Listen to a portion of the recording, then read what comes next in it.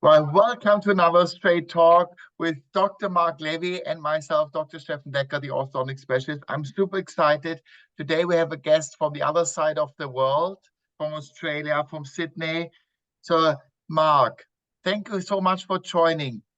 First thing I want to know is what is your story? What get you so engaged in airway dentistry? What is it? Stefan, firstly, thank you ever so much for inviting me I've been watching all your work that you're doing out there, and you are a legend, not just in the UK, but we talk about you in Australia, and I've got lots and lots of airway friends in America, and they know who you are, man. So, Stefan, you're doing a wonderful, wonderful job. So thank you very much for the honor of turning up today. Thank you. My story, Dr. Mark Levi. What's the story for Dr. Mark Levi? By the way, the kids call me Dr. Mark in the office. They call me Dr. Mark. My story, oh my God. Okay, I'll give you the story, Stefan. You ready? Yeah, I'm ready. Age, wet the bed till 14. Almost died of asthma. Went to hospital a couple of times, age 13. Sore jaw, definitely, and jaw problems at 18. Hey, there's a highlight at 23. I've got a dentist degree at Sydney University. Whoop, whoop. So I'm a dentist. Mum and Dad were very, very proud. So at age 40, busy little dentist, skinny, running all the time, like jogging and running and 10Ks on the beach. The doctor goes, "Hey, Mark, do you know what? You've got the worst sleep apnea in the whole world, definitely all of Australia. And you're going to die. You're going to die slowly, actually. And I'm going to give you a CPAP machine. And really, I know you've got 3 kids at home, but you're in deep yogurt, pal, deep yogurt." So that was the highlight of my life at 40. And so I got on an aeroplane. I cried all the way back to the office. I got on an aeroplane, I think the next day, to the US. So I've been going to the US now for about 20, 25 years. And I started with adults, and I went to all these courses and thought, I need to find out what I've got. I need to fix it. I got 3 kids. I don't want to croak it. And so I did adults for about 10, 15 years. And then somewhere along the line, about 10 years ago, I think, I fell into kids. Now, I always say that. I fell into kids because most of us fell into kids. And I'm going to credit that to a lady named Natalie in Utah, who every time I spoke to Natalie in America, she cried every time. And I could never work out why every time I spoke to this lady who was trying to sell me something, she cried. And the answer was because her kids almost died at age 8. They were in deep yogurt. And so she was passionate, man. She was passionate. So I fell into kids about 10 years ago. Thanks, Natalie. You're a rock in my world.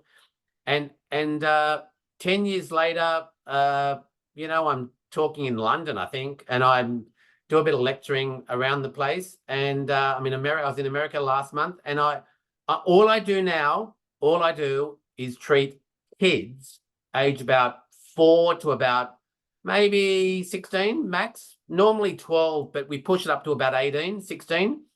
And I do a little bit of the mums and dads that come in. So I do mouth, breathe, mouth, breathe, mouth, breathe. And 90% of my day is just kids and kids and kids. And they fly in to see me. I mean, holy heck, what sort of a responsibility is that on my shoulders? They fly in to see me crying to see if I can help. And so that's my world at the moment. And that's it. That's where I've come from. You come from an adult background, of course, as a dentist. That's quite normal that you start with the adults. Number one question I had is, what did you do with adults to help them? Look, adults were coming to me I was working at one stage of my career with a lung sleep specialist doctor. So, that's a proper lung doctor. And so at one stage of my career, I was making a lot of mandibular advancement splints, top and bottom splints, to for specifically sleep apnea. And in America, with the American Sleep Association, I think about 4 or 5 years ago, they made a ruling and they said, look, if you're in America and you're telling a patient they've got sleep apnea, you've got to tell them they either need a CPAP machine or a mandibular advancement device. But you've got to tell them both. You've got to tell them A and you've got to tell them B.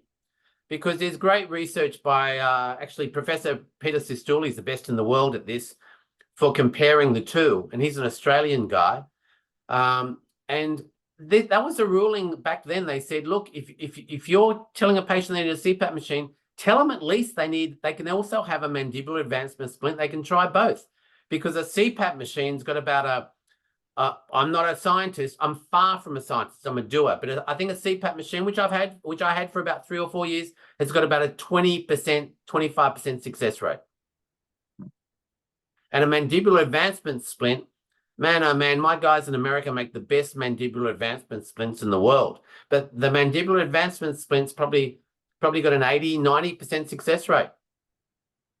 So I was making mandibular advancement splints and still do.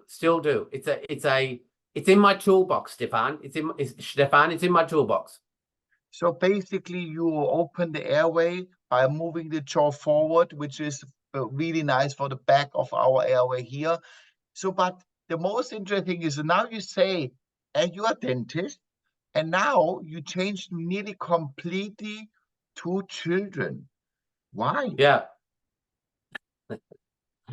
Well, it was a process. And so I was seeing more and more kids, to the point where I didn't have time for dentistry, as in teeth and drilling.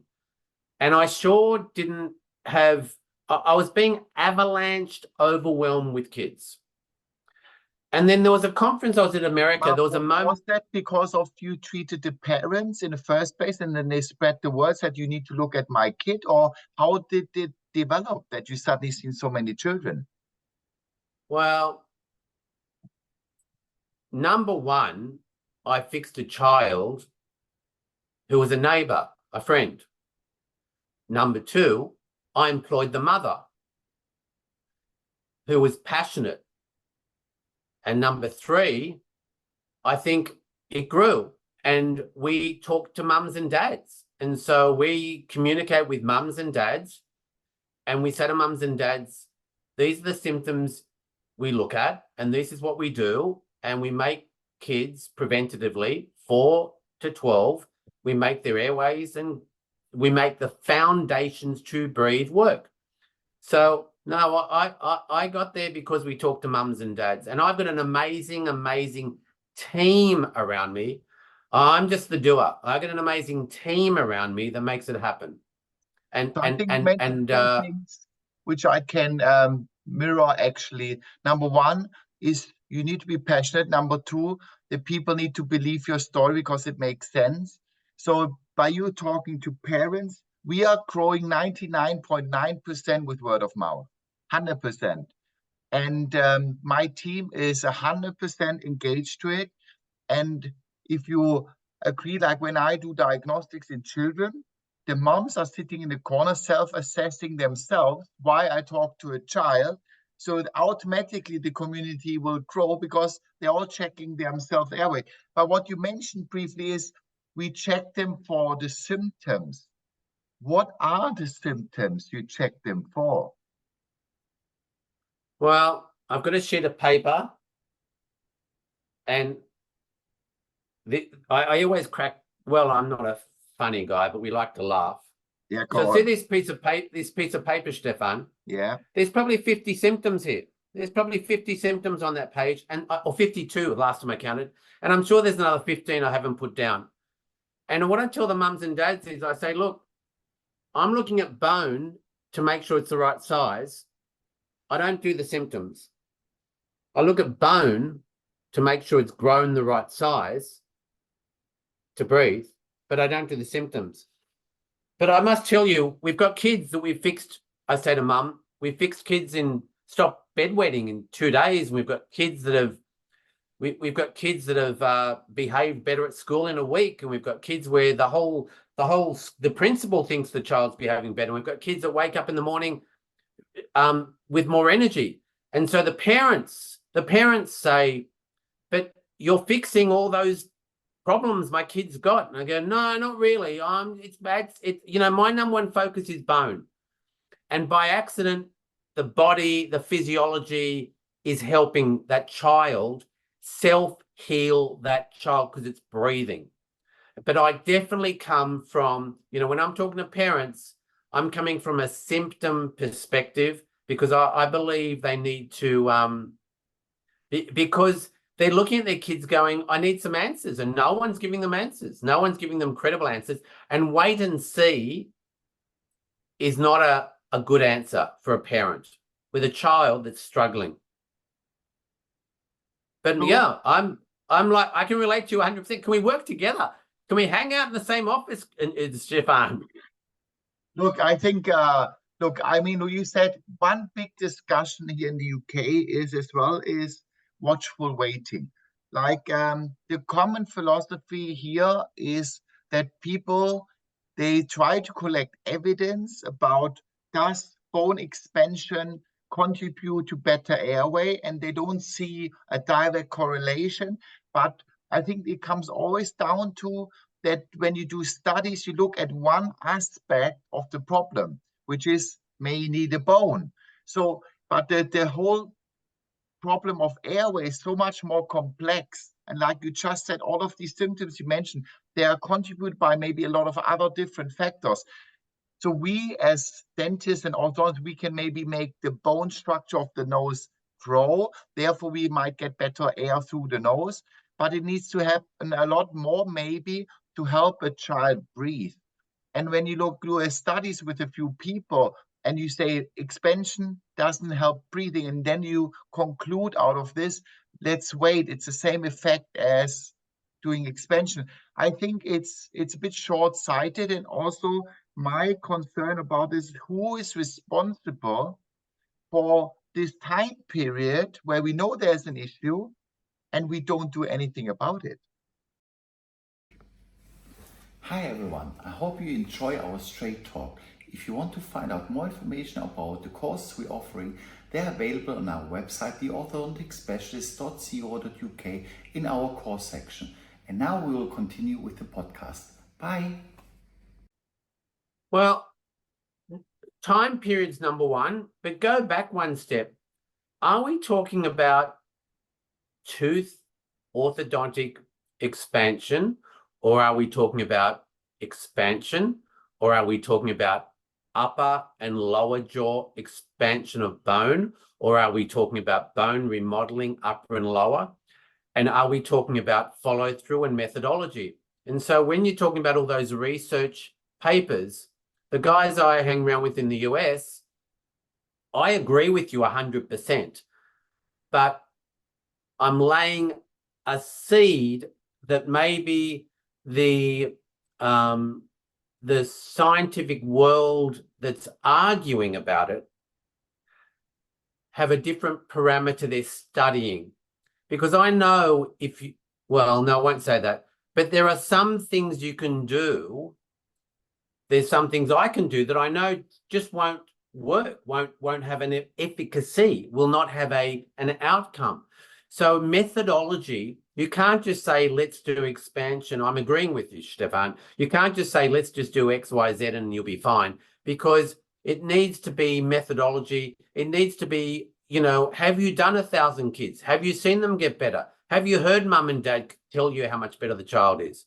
That's number one. And number two is, there's lots of research like Professor Robert Coroncini, Professor Karen Bonnock with ADHD, with Linda Oystrom out of, I think it's Sweden, that shows growth between the foramen magnum and the posterior maxilla.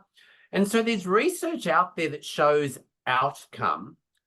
I'm sure there's research out there that shows argument about which methodology is a better, and if they're looking at the wrong methodology, it probably won't have an efficacious outcome. But you asked about timeline. I have 5 grandchildren at the moment. The oldest is 4. My mother at 95 still alive. She has 15 great-grandchildren. Now, they're all local to me. They're all within a couple of miles of me. They all need help. They all need help. What, am I going to wait till they're 15 years old or 10 years old? No, we're going to help them when they're 4, 5, 6, when they're 4, when they're 5, when they're 3. So you have to help these kids now, right now, because it's too hard after. I always tell parents after about 12, it's too hard.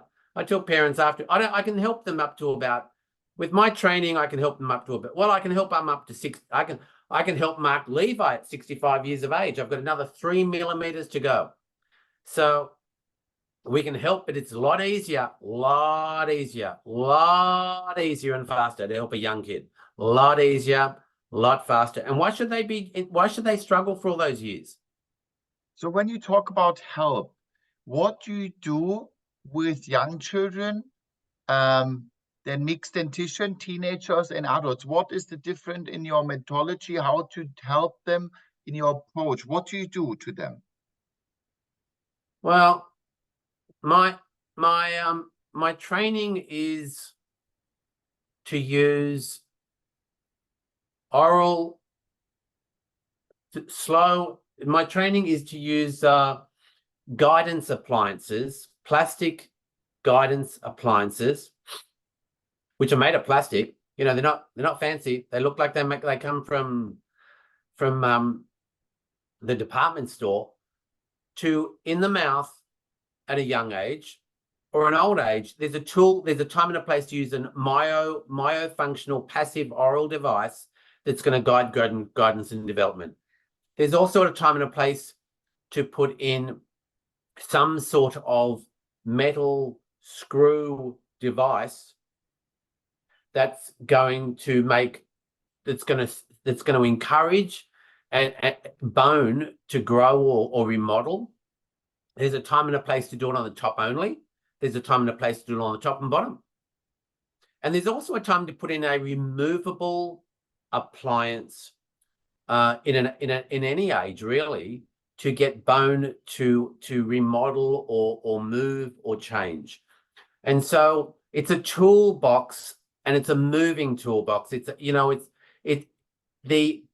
I like to say that we like to do lots and lots and lots of diagnostic tests and not do a 6-minute appointment and cut something out, because I want to do a lot of homework to work out what in my toolbox do I think will be the best tool, or maybe a mix mash of what will be the best for this particular child or adult.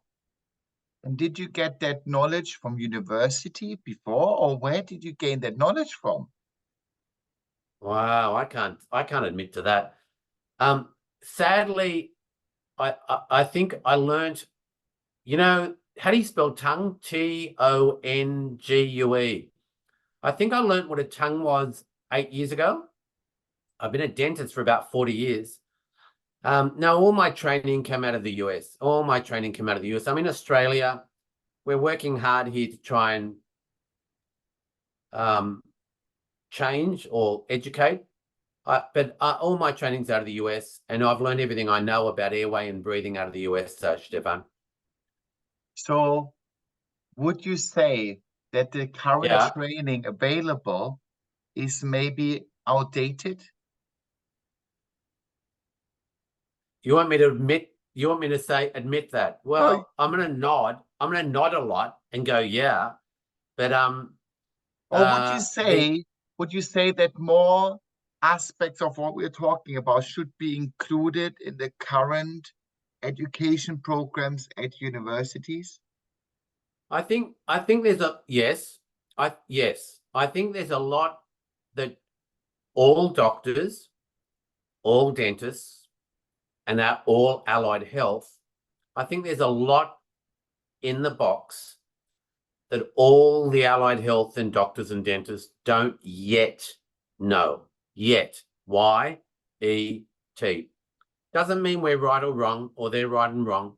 It's just that in the last 3 generations, you know, right now, Professor Robert Coroncini, the anthropologist who looks at skulls, will tell us that 80% of kids today have an underdeveloped maxilla and mandible, jaws, 80%. And there's a lot of epigenetics involved in that. And it's taken about 3 or 4 generations. And so I tell every single mum and every single dad, every single parent that it's just that I've got a lot of patients that have those watches they talk to. I don't have a watch that talks to me. I don't do that. And I don't have a car with electricity. So, but a lot of my patients have fancy phones and fancy cars. And so I like to say to parents, in 5 or 10 years' time, what we're doing with these kids will be the normal, because those demographics that Professor Robert Coroncini talks about, which are very real and printed and documented, are you know, there's an increase in ADHD, there's an increase in orthodontics and pulling teeth out and braces, there's an increase in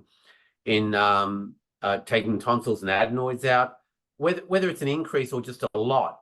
The point is that the world's changing, lots of things change. And so I just put it down as the world changing. I think it's all changing, Stefan, and it's coming, just coming, that's all. So you mentioned one thing, epigenetics. So when we are at university, we are learning a lot about the genetic impact that it has on growth and development. If I would ask you to put a percentage of influence on growth and development to a child, would you say it's 20% epigenetics and 80% genetics? Or where would your percentage be, the influence of genetics versus epigenetics on growth and development of a child? If I see 100 kids, and a lot of them will fly in and out to see me, Stefan, which is a lot of responsibility. If I see 100 kids, probably 80% of them, 90% of them need help. Do I understand whether it's epigenetics or genetics? Well, I've got the mother and father and the parents sitting in front of me, and we often have a laugh to see whose fault it is. They've got 3 children, so I sometimes go, that child, you know, sometimes if there's 2 children, I go, well, they're related. Sometimes the 3rd child looks different, and I go, whose child's this? You know, the milkman. So I'm not a scientist. I like to tell patients I'm just a dentist who's a patient.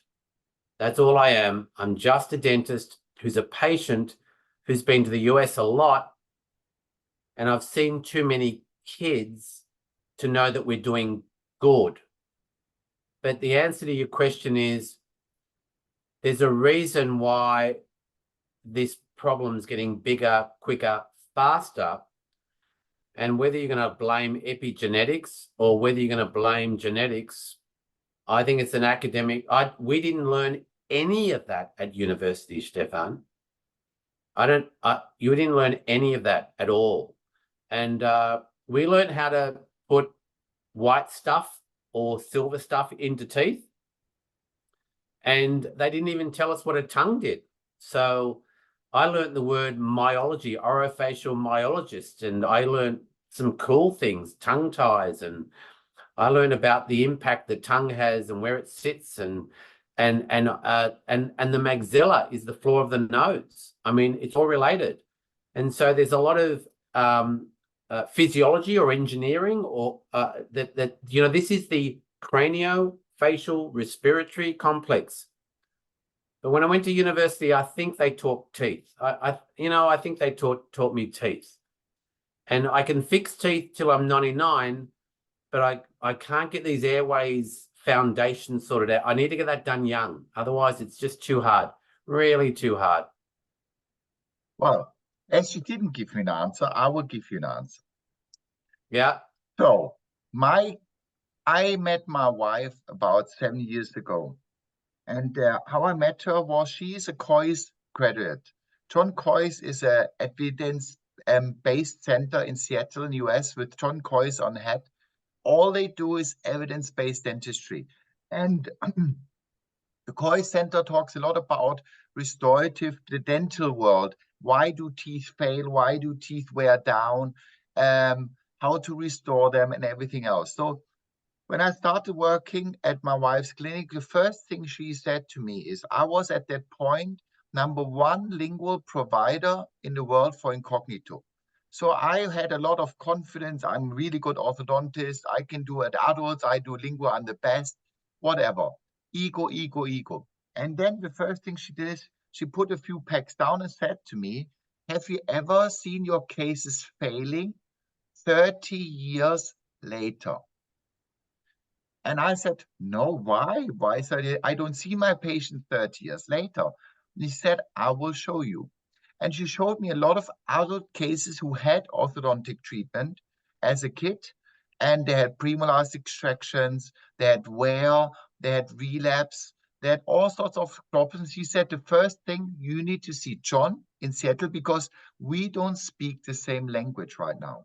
You want to bring everything into a static angle class 1. That is your orthodontic training.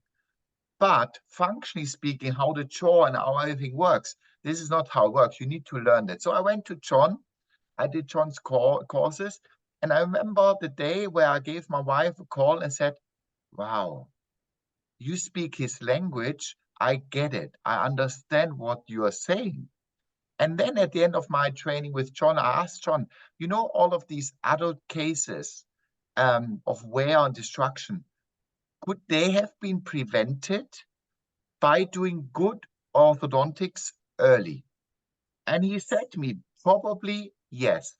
So this was the day where I went back and I looked for these first signs of destruction in children.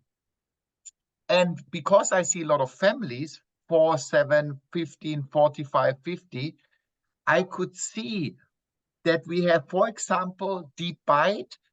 Kids, a young child in diseased dentition grinds his teeth. Whatever reason is, let's not talk about the reason of tongue tie, etc. They grind their teeth. And they've been told it's normal that kids grind their teeth. Then they are 9 years old. They have about 0.5 millimeter enamel loss on their front teeth. And at 17, they have 2 millimeter enamel loss. And at 44, they lost teeth because of traumatic bites. So it opened my eyes and I thought, wow, it actually starts so early. We need to get that. We need to stop this. We need to stop it. And that is where I started not only looking about wear, which is restorative, I looked at, understand why are they grinding? And then it gets funny. When they say, the dad says, I snore, my kid is snoring, therefore it's normal because it's genetics. So snoring is genetics, a tongue tie is genetic. So I have a tongue tie, I could never breathe, therefore my kid is not breathing, it's normal, it's my child. So then when I understood, hold on a minute, this is too easy for them. You can't say, I had 4 teeth pulled out, therefore my kids will have 4 teeth pulled out. And I really was fired up by this and said, hold on a minute, I will prove you different. I will make sure if I see your child, like a classic case was the class 3 case. I had an adult, a parent coming to me with a severe class 3, and he had 6 teeth taken out as a child, 6. And they were all in the upper in the class 3. That's a different story. So he said to me, after I told him he needs maxillary surgery, he said, can you please look at my children? And they're all like this. And I corrected all 3 of them, non-surgical. And after I did his children, he said to me, okay, I want this now. I'm ready for surgery.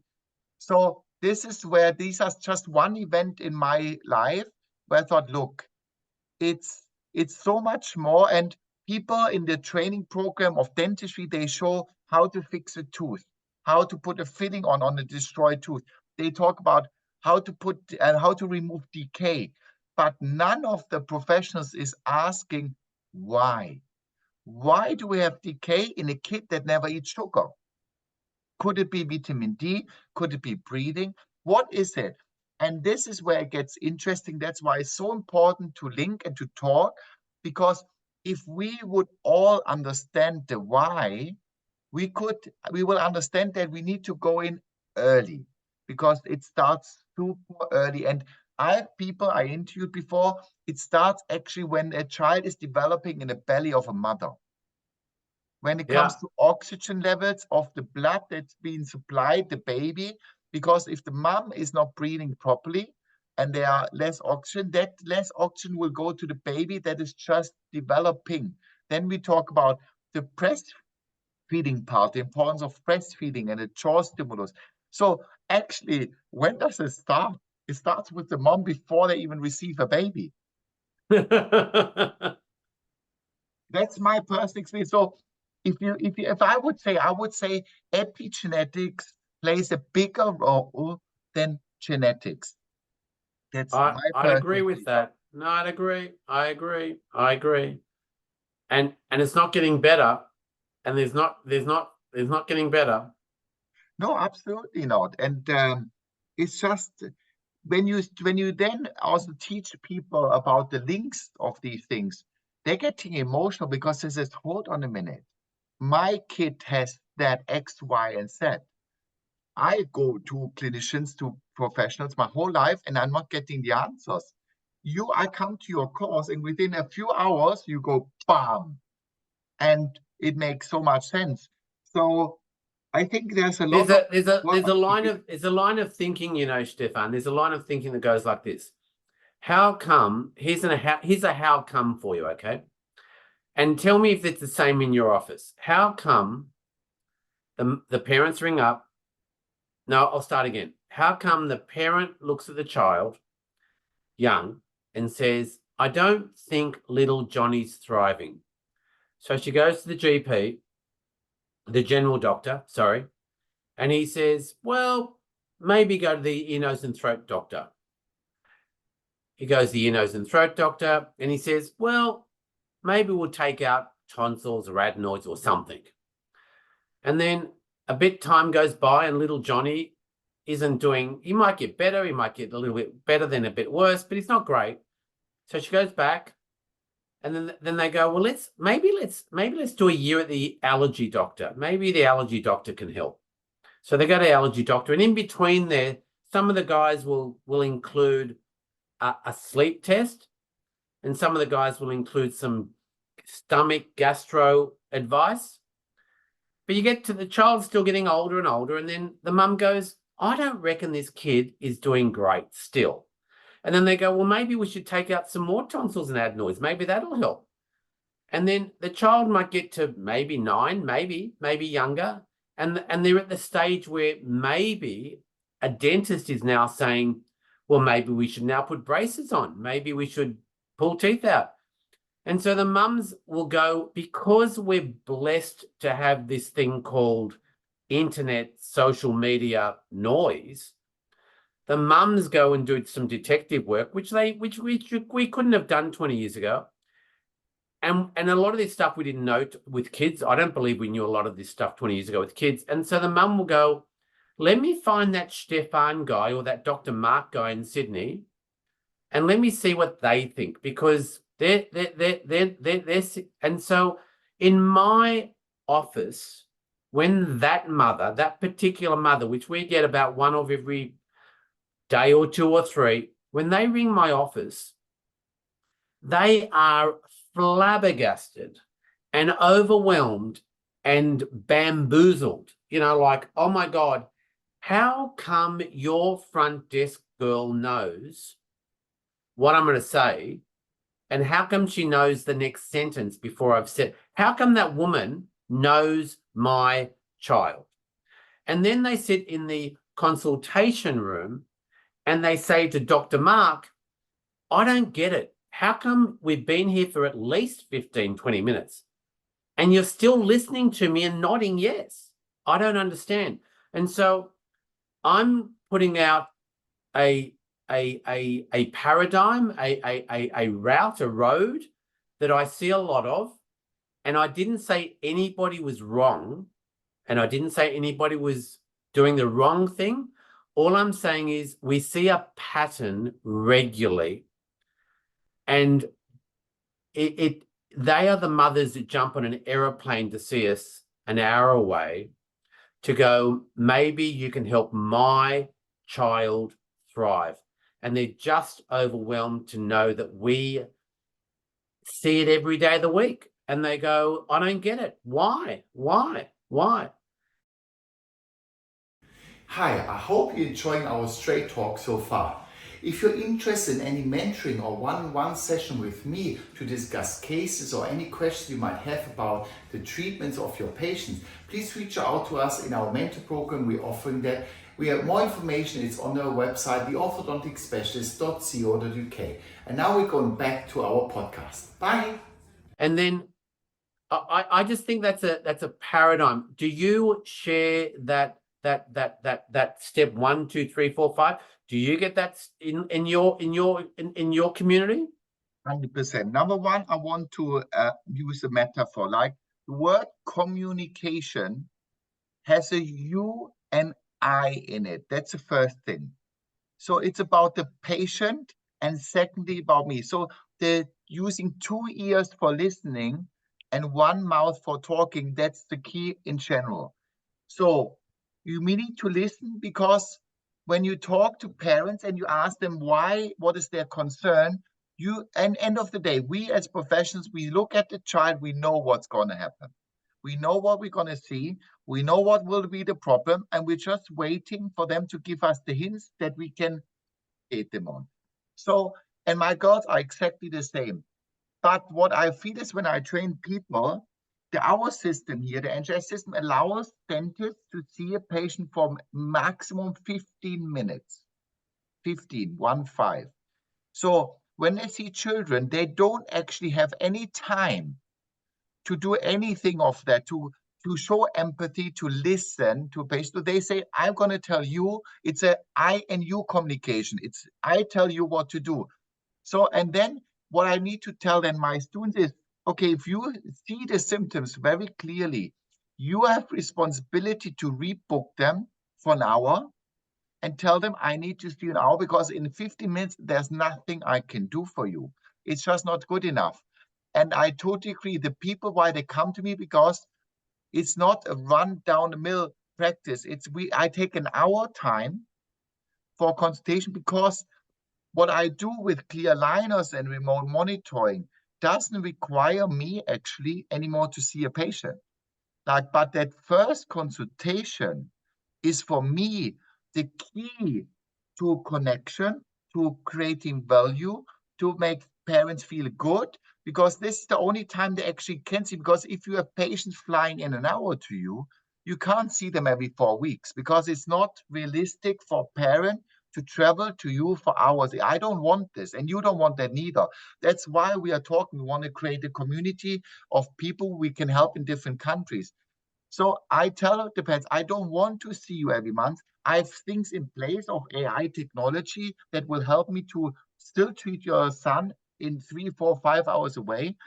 But this first consultation where we give them the answers, and yes, it creates emotion, because if a mom tried to help their child for years, they went to sleep hospitals because of night terrors or sleeping apnea or things like this, to any consultant they could find, to ENT, we didn't mention the ears yet, when they couldn't hear anything, you know? So then, and you tell them this is all to do with this, then they go, hold on a minute. You, in 5 seconds, you pick it up, you listen to me. Why did no one tell me that? I tried my very best. And then I always say to parents, look, I understand it's overwhelming and emotional, but we cannot go back in time. We can only start from today going forward, and we will help your child. And this is the moment where there's so much value that whatever you decide to do, even if you say you need to see an ENT, you need to see that party, they will say, okay, I will listen to you, because you connected the dots. Me and you, we're both not saying, I'm not a magician, I don't have a magic wand, I can't do everything. My space as an orthodontist is create tongue space. That is it. Yeah, my myofunctional therapist can deal with lip seal and tongue resting position and nasal breathing. I have an ENT who can deal with adenoids and tonsils. I have a speech therapist who can deal with speech. I have an, we need to have this whole a party of different members in our environment to help a child. But it's so important that there's somebody who connects the dots. And I agree with you. Our aim is not to see people from 3-4 hours away flying into our office. Our aim should be to have a colleague of ours in that city, wherever it is, to say, you know what, don't see me. I have trained this guy. He knows his stuff. Go to him because you're in really good hands. And normally they will follow that guidance as well because they trust you as a clinician. I think this is what we are all working for, is the connection, the collaboration to create a network of like-minded people, because we are in a minority, unfortunately. What would you We're not say? in a minority. We're just early. I'd like to say we're not in a minority. We're just early. We're just at the beginning of the curve, not the end of the curve. And so, yeah, we're in a minority, but that's because we're at the very beginning of the curve. Imagine owning the first McDonald's shop in all of London, UK. I mean, imagine, that's where we are. We're at the very beginning of something that's not going to go away in a hurry. It's not going to go away. It's not going to disappear. And I agree 100%, Stefan, that listening, diagnosing, and taking our time. I also spend about an hour with a parent. Actually, I think I spend longer than that before I get them to say yes to treatment. I spend more than that, but not in one go, because in my world, I tell people I'm not Santa Claus. That's my expression. I tell everybody I'm not Santa Claus, and I'm just a dumb dentist that spent a lot of time in the US doing breathing and airway, breathing and airway, breathing and airway. Although my claim to fame, Stefan, I got published in Europe about 15 years ago in the sleep journals. Very impressive. I did nothing for that. The Americans put my name on the research paper. So, what I was going to say was that step one, step one is connect, communicate, and understand the problem. And then you've got solution. So I like to think problem, solution, problem, solution. And I like to tell the mum how bad I think the problem is. A, B, C, C minus. They go, what's after a C minus? I go, F for failure. And so I like the parents to know what I think the bone foundation, how good or bad it is. And I like them to know how I think that child's sleeping and breathing. And there's an expression somewhere in the world called sleep disordered breathing, SDB, which covers everything. And so I like the parent to know that. So that's the problem. But let me talk for 30 seconds about the solution, Stefan. We're all different. We're all different clinicians. We've all got different training. I've got to go and find your people in Seattle. I've done a conference in Seattle on the West Coast. I've got to hang out with those guys. But we've all got different. I tell patients I've got a toolbox. They go, "What's it look like?" I say, "I don't know. Plastic, metal, removable, fixed, handmade, not handmade. I don't know. What's the child's problem?" They go, "Haven't you worked that out yet? You've been here for 10 minutes. I say, no, it's going to take. So problem, solution. And I'd like to say aloud, if you've got clinical people listening, dentists, doctors, orthodontists, ENTs, we're all in it together. We all need each other. We've all got different flavor. If you go to the local Italian restaurant, they've all got a different flavor of Italy in their cooking. And I think we've all got different flavor of how we get the child from problem to solution. And so I don't like to think that any of us are I say Santa Claus. We just want the outcome. We want to get to the end of it. We want the child to thrive. And I like to say that when I'm 105 years old in the nursing home, I want these kids to be running the world so they can look after us. They've got to thrive. They've got to do well. They've got to have their brain working well. I tell parents the brain's 10 times busier at night. I tell parents they only found glyphatics, the irrigation system for the brain, about 12 years ago, or 10 years ago. There's a lot we didn't know 15 years ago. And so we just want problem sorted out and then solution sorted out. So I want to add something to that, like, because when you are so different and you tell sometimes parents something they never heard before, that is something overwhelming for them. And then I say to people I train is, your job is to give them options of solutions. Because as a professional, it's our duty of care to provide a patient with all options that are available, including watchful waiting, and to tell them that actually the tool at the end of it, it doesn't really matter as long as we have defined the goal where we want to go to. So if you want to call it this plastic or whatever you are, it does not matter. But it's important for us to tell them this is the different options we can approach, but also to give them maybe personal recommendation why you would say as a professional, this is not the right option for you. But if you go to see someone else, you might get that option as the only option. And this is where the industry, in my opinion, is getting in the wrong direction, that especially dentists, they're getting nowadays one option, which is, generally speaking, a clear plastic. And then they offer a patient only that clear plastic as a magic wand. And then dentists find out, oh, this is not going so well. I reached a limitation. It didn't perform how I wanted to perform. Number one, their diagnostic might not be correct. Number two, their treatment plan was not correct.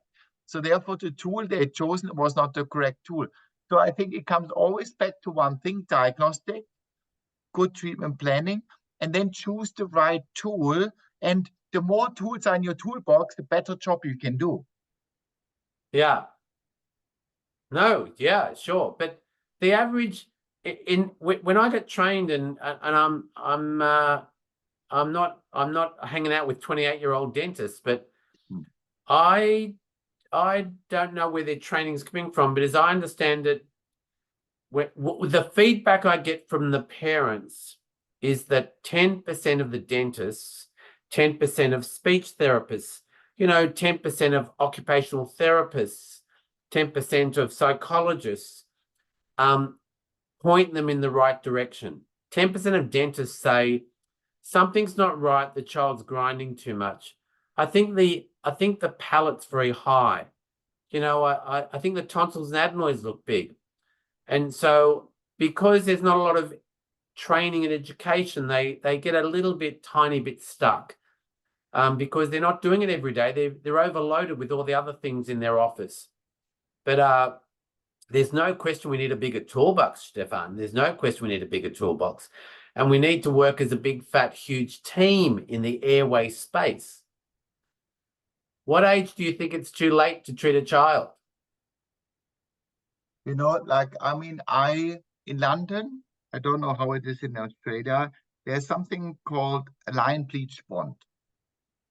So that means young dentists who are very influential on social media, they're very good in taking pictures, they line teeth, they bleach the teeth, and they cover the 80% alignment with bonding. That's a generalization, and it doesn't apply to everyone. But basically, the people made believe that dentistry nowadays is about making some aligners, bleach them, and cover them with bonding. And the whole thing is because if they don't understand the why are the teeth crooked in the first place, and they just align the teeth, eventually their restorative work will fail at the end, and we come back to the F you mentioned, failure. And I find it sometimes really a shame that young dentists may believe that this is dentistry, this is the future of your profession, the next 30 years of your life. I can do what I do now 30 years in my life. I can say that because prevention, we know every day more and more, like you mentioned, just the lymphocytes in your brain. There's so much more. We have no idea yet how impact it has, and prevention plays a huge part. But I want to touch base on one thing, breathing and sleep. So as I have parents, sometimes they're a bit sitting on a fence, like you might know, and says, no, no, my child is sleeping 10 hours a night. There's no issue. And my child is not opening the mouth, and my child is not. But you as a professional, you see all the symptoms that speak, actually, there's something going on with that child. What is your approach to get these parents believing Over the what line. you say? Yeah, over the Over line. the line.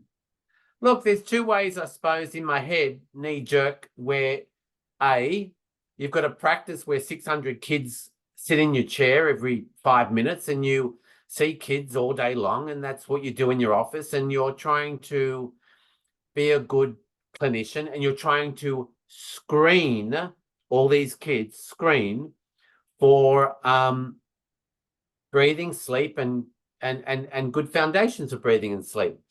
And so, look, we put a flyer together, a form together with 22 questions that really we made it for the pediatricians.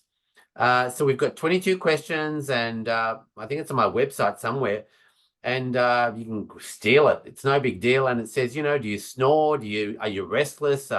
You know, how do you sleep? And it's really a screening tool to say, hey, maybe this is worth investigating, maybe. So number one is we need screening tools. But number two is, I'm familiar with hygienists that clean teeth and that look after, you know, that part of the dental, the gum part of the dental career office thing. And often they've got more time to talk to a parent than a dentist might. We also have auxiliary personnel or front desk that have more time to communicate with the mum, whether it's be with putting something on the computer or showing them a PowerPoint. Or so if you've got an office that's seeing 1,000,000,600,000 kids a day in a normal dental office, then you need some tools to screen the kids, and you don't want to talk anybody into anything. You need to just do some screening and nudge them slowly down a path that says maybe we need more exploration. In my office, if you're running a children's only with a bit of adults, airway and breathing office, they're coming to me for advice. So already, you know, I'm doing my questions, my consulting, but I still say to them, let's do more tests, because I might give them a score out of 10 or a score out of A, B, C, but I don't need to. They've come to me. I mean, one of the options I always give is do nothing. Hey, no skin off my nose. Do nothing. But the other point I want to make is if you're seeing, if doing nothing's an option, but doing a lot of, if they've come to you, sorry, I'll start again. When I look at a child, me, Mark Levi, when I look at a child, Dr. Mark, sometimes 20%, 30%, I can look at a child for 4 seconds and go, holy moly, tomato head. Oh my gosh, this child's got the smallest breathing box I've seen in 2 weeks. And I'll say quietly to the mum, when the child's not in the room, you know, Mrs. Jones, Mr. Jones, I just want to let you know, parents, that child's really, really, really got not just a problem, but a big fat problem. And you need to know that. And the parents say, and I'm going back to your question, Stefan, my child has no symptoms. My child does not have one of the symptoms that you put on your website. Not one. And so I'll say to a parent, you know, We look, we listen, we measure, we look at bone, we listen to symptoms. It's a big box. But sometimes we look at bone, we look at numbers and bone, and we go, there's no way known to man that child is going to get from where he is now to a healthy, breathing human being by an appropriate age. And I say to the parents, you can wait. I don't mind at all. It's okay to wait. But you know what? Wouldn't it make more sense to fix the problem before the symptoms kick in? Wouldn't it be better to fix your eyesight with a pair of glasses before you prang the car? Wouldn't it be a better idea not to wait till the symptoms kick in? And I often say, I think you should go home and buy the most expensive bottle of French champagne you can afford and celebrate with your husband and, you know, the parents, because that child, you might have the one child we see in a week where we know the structure is tiny. We know, and it needs more homework. It needs more measuring. It needs more metrics. But if your child hasn't got symptoms, then sometimes you want to thank your lucky stars that the child's got no symptoms. Now, did that make any sense, Stefan, or is that me rambling? No, absolutely. That what I would say to that is I'm totally sometimes also because we take scans in every appointment. Sometimes you can even use to tell a parent, okay, there might not be any symptoms yet. If you don't agree with me How do you right spell now, yet? How do you spell yet? How do you spell yet? Y-E-T. And I write it on a piece of paper. Y-E-T. We should all learn that. That's a tool. Y-E-T. Because, Stefan, you've been doing what you do for a long time. I've been doing what I do for a long time. We've got some brass plate out the front door that says we know something. I don't know. We know with some of these kids, Y-E-T yet. true. But I interrupted you rudely. Go on. No, I interrupted your because train what of I thought. do then sometimes, I say, if you're not right now, number one, what happened to me before, they went away, and a year, 1.5 later, they come back with a consultant letter from the health system here, where the consultant looked at the child, like we talk about now, an open bite case with habit, constricted arches, breathing problems. So I said to her, we need to intercept, we need to stop the habit, we need to correct that. The consultant agreed with me that it's really bad, but because of the system, he says, try harder to stop the habit, and later on we might need to consider jaw surgery. After they received that letter, immediately they gave my office a call, said, okay, he agrees with you it's bad, but he's not doing anything to my child. You offered at least help. Now I'm ready to start. And we are in the progress now. That's number one. Sometimes you need to give them time to make their own experience with other people who might tell them a complete different story, which doesn't make sense in their head. And then say, hold on a minute, you know, I did like Dr. Mark's thing, how he connected things. That makes more sense to me. I'm going back. And number two is using technology where we can show change. Because change sometimes is only 500,000 in a year or something. But change means people, there's an active process to deterioration going on. And if you have data like scanners nowadays, you can show the data which is in support, which you told them a year earlier, this can happen if we don't intercept. Right now, this symptom can come this and this and this. And then if you actually use the data to show them, they go like, oh my goodness, you told me you got. But that's only one case. They will then go to 10 other friends and says, you know, don't even start challenging this guy. He knows his stuff. He told me everything that's going to happen to my child in the first visit. You don't need to look anywhere else. This is my experience. So sometimes people need time. Sometimes actually we have to be fair on that. Sometimes they need the financial means to be able to afford your treatment because I'm completely private. And sometimes families, they want to do something with you, but they just can't afford it. I've got no I agree 100%. I'm very aware though that if our job is problem solution, I think our problem is to really, really work out the problem and offer a solution and do our best to use all the tools available, tools meaning books, PowerPoints, flyers, I don't know, whatever you've got to talk to a parent to educate them. But our job is to work out the problem and try and communicate that to a parent. And if they choose to shop around and have listened to somebody else, that's okay. That's okay, because you can't help everybody. I've got a favorite specialist buddy in Southeast Asia working in the hospital system, and he told me he just stopped yelling at all the doctors in the hallway because he can't change them all, and they're not ready to change, and he can't change them, and he was hitting his head against a brick wall. And so he only spends the time with the doctors, and he's a doctor, that want to understand what the options are.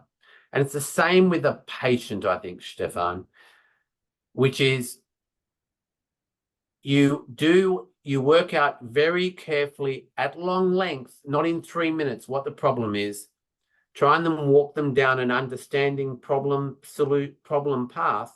And when it comes to the bit where you go, do you want me to help you, yes or no? If they say yes, you want to give it your 100%, and you want to make sure that you get great efficacy and great outcome and great results.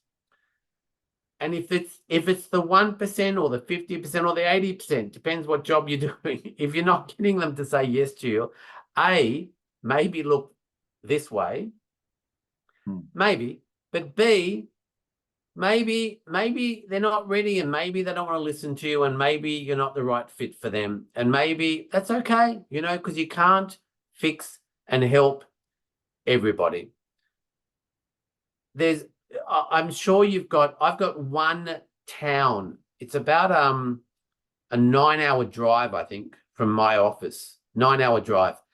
I'm sure I treat about a third of the kids there, or a quarter of the kids there, because one mum sent another mum, sent another mum, sent another dad, sent a parent. Anyway, I crack jokes that I see half the town.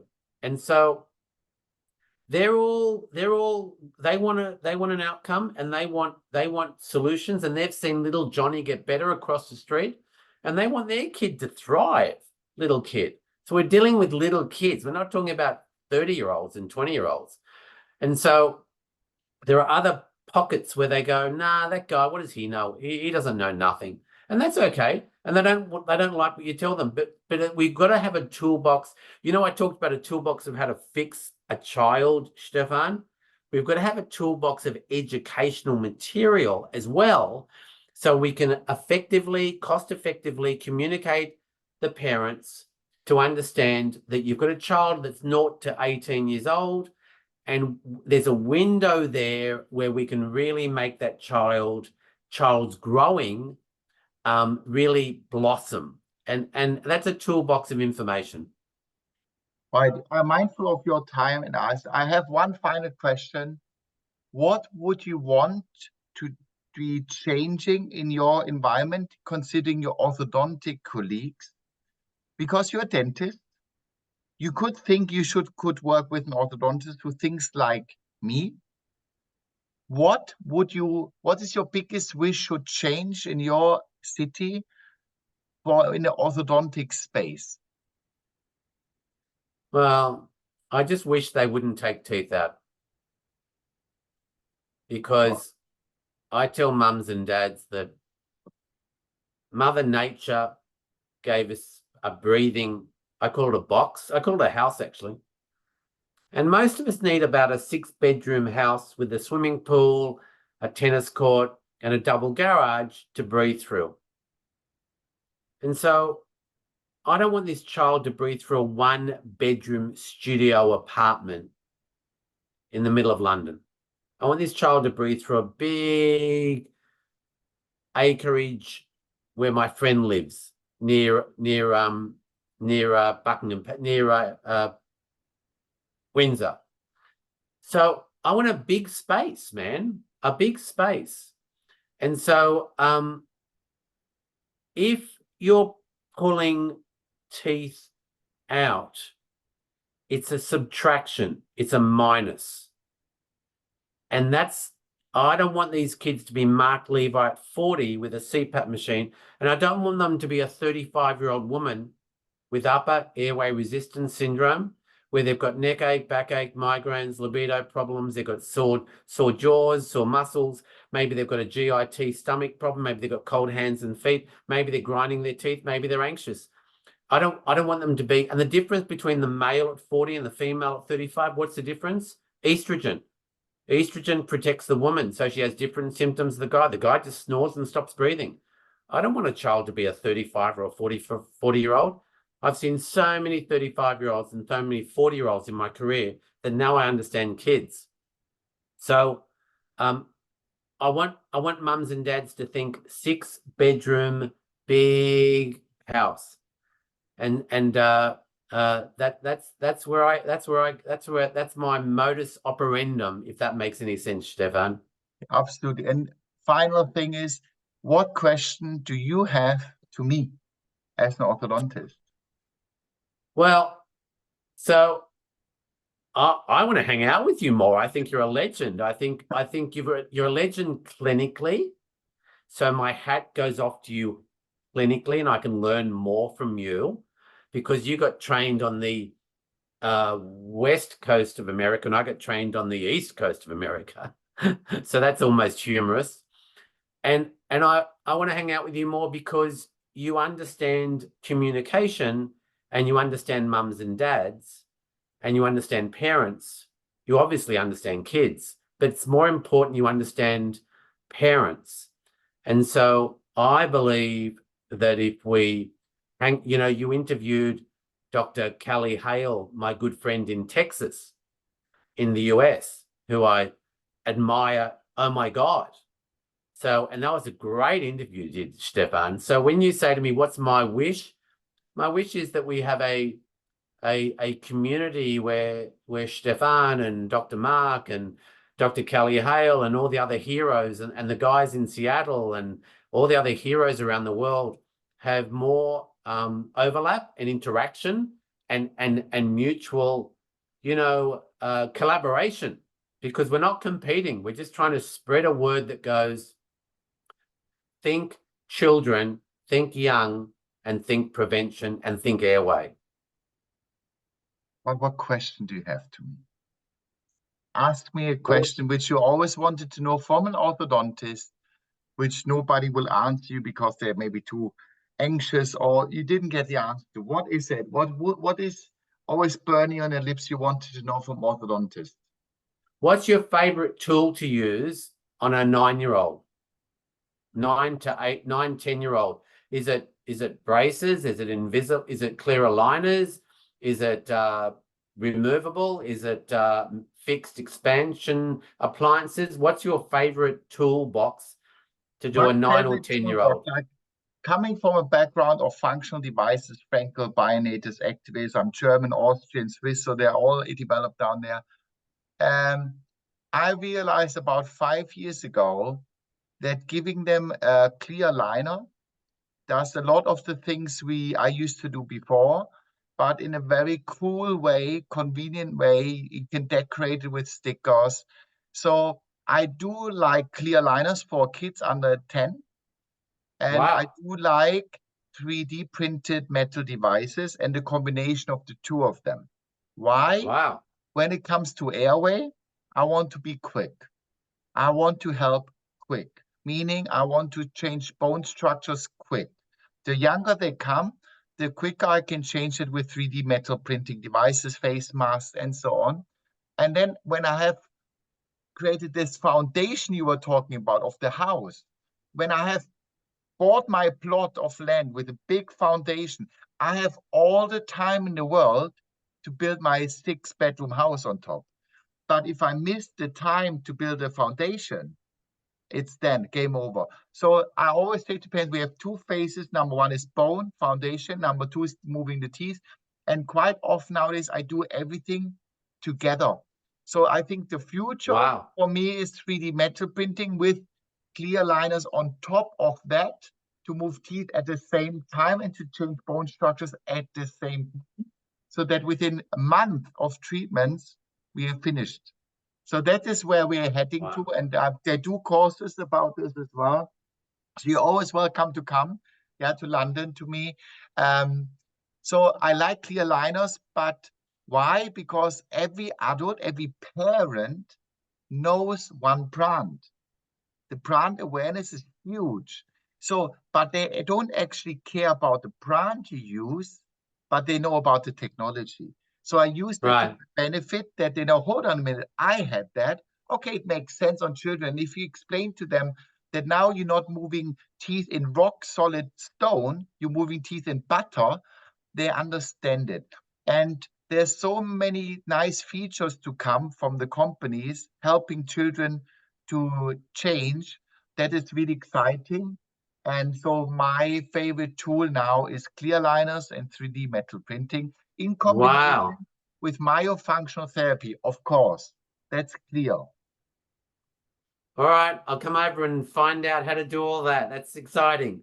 It's amazing. Stefan, you're a good man getting out there and making a noise for parents, for medical people, for dental people, for clinicians, for allied health, to spread the word that's airway, that's kids, that's adults, that's structure, that's foundation. You're doing a great, wonderful job. Wonderful. Thank you, Mark, for Wonderful your time. job. Have a lovely evening. And I hope I see you very soon. Thanks a lot for your time. I really appreciate it. Thanks a lot. All the best from Australia. Bye. Take care. Bye.